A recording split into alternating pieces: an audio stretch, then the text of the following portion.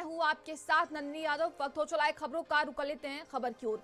लखनऊ से ये बड़ी खबर सामने आ रही, जहां पर कोडीन युक्त कफ सिरप कांड के बाद एफएसडीए अलर्ट पर है। एफएसडीए ने शासन को भेजा है अहम प्रस्ताव। दवा के थोक प्रतिष्ठानों की जियो टैगिंग की सिफारिश की गई है। थोक औषधि लाइसेंस प्रणाली को पारदर्शी बनाने पर जोर दिया गया। लाइसेंस प्रक्रिया को और कड़ा कराने का ये प्रस्ताव दिया गया है। भंडारण क्षमता का पूरा रिकॉर्ड रखने की सिफारिश की गई है।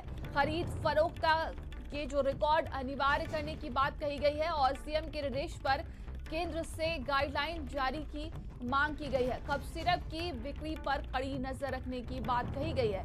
वहीं टेक्निकल पर्सन के अनुभव प्रमाण का सत्यापन भी अब जरूरी होगा। वहीं ड्रग इंस्पेक्टर द्वारा सत्यापन अनिवार्य कराने की ये सिफारिश की गई है। तो देखिए, ये तमाम सिफारिश की गई है। जिस तरीके से कफ सिरप कांड हुआ, उसको लेकर लगातार जांच पड़ताल की जा रही है और इसी बीच देखिए, आपको बता दें कि कई लोगों को गिरफ्तारी भी हुई है, लेकिन मुख्य सरगना शुभम जायसवाल अभी भी फरार है। लेकिन ये बड़ी खबर देखिए, कोडीन युक्त कफ सिरप को लेकर सामने आ रही है। लखनऊ से ये बड़ी खबर है।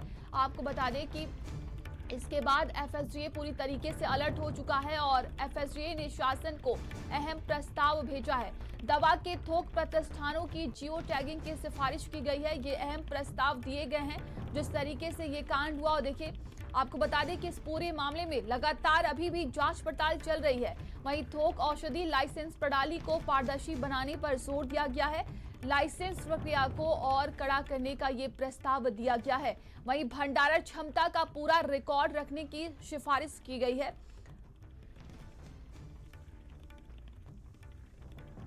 तो फरीद बताया जा रहा है कि खरीद और फरोख्त का रिकॉर्ड भी अनिवार्य करने की बात कही गई है। वहीं सीएम के निर्देश पर केंद्र से गाइडलाइन जारी की मांग की गई है।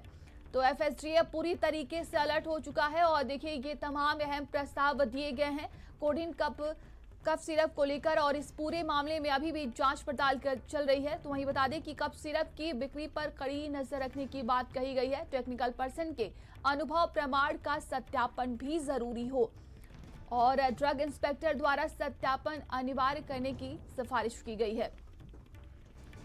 संवाददाता अहमद हमारे साथ जुड़ गए हैं। अहमद, कोडीन युक्त कफ सिरप को लेकर ये तमाम देखिए अहम प्रस्ताव दिए गए हैं। बिल्कुल, देखिए, जिस तरीके से कोडीन कफ सिरप को लेकर तमाम घटनाएं सामने आई, तमाम आरोप लगे और तमाम कार्रवाइयां हुई, उसके बाद से जो इसकी प्रक्रिया है उसको सख्त करने के लिए शासन को बाकायदा प्रस्ताव भेजा गया है। इसमें लाइसेंस से लेकर और जो थोक की बिक्री है, चाहे वो फुटकर की बिक्री हो, उसके जो नियम कानून है उसमें सख्ती की बात कही गई है, ताकि जिस तरीके से जो कोडीन सिरप को लेकर तमाम कमियां पाई गई थी, तमाम उसमें जो कमियां थीं उसको कहीं ना कहीं दूर किया जा सके, उसको लेकर तमाम जो शासन को जो रिपोर्ट भेजी गई है उसमें नई गाइडलाइन केंद्र सरकार से बनाने की बात कही गई है। साथ ही साथ जो पारदर्शिता है, जिस तरीके से जो बिलिंग होती है और सिरप को लेकर तमाम जो कमियां पाई जाती हैं, जिस तरीके से व्यापारियों के ऊपर जो एक नकेल है वो भी कसने की उसमें बात कही गई है। लाइसेंस की अगर बात कही जाए तो लाइसेंस को भी उसमें कहा गया है।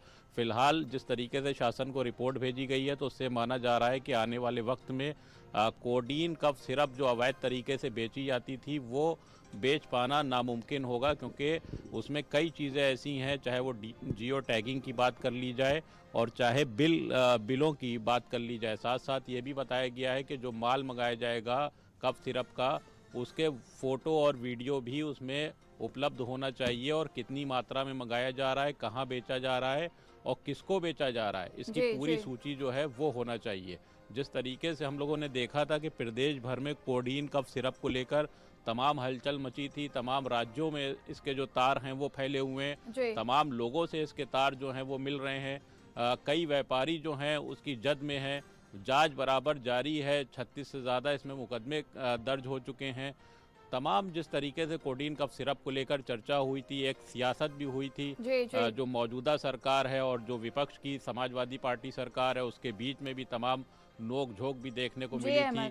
जो विधानसभा सत्र था उसमें भी कोडीन कफ सिरप का मुद्दा जो था वो गरमाया रहा था। जी। अब ऐसे में कहीं ना कहीं कोडीन को लेकर जिस तरीके से जो कमियां हैं उसको दूर करने के लिए शासन को एफएसडीए ने अपनी एक रिपोर्ट भेजी है और रिपोर्ट पर अब विचार होगा। विचार के बाद क्या नियम कानून इसके सख्त बन पाएंगे इस पर ज़रूर एक विचार जी, होगा। जी। और आगे इस बात की आशंका जताई जा रही है कि जिस तरीके से तमाम कमियों के चलते जो इसमें हेर फेर हुई, जी, जी, जिस बिल्कुल। तरीके से कोडीन कफ सिरप बेचा गया तो उस जी, पर अहमद। कहीं ना कहीं अब लगाम लग पाएगी। तमाम जानकारी के लिए आपका बहुत बहुत धन्यवाद।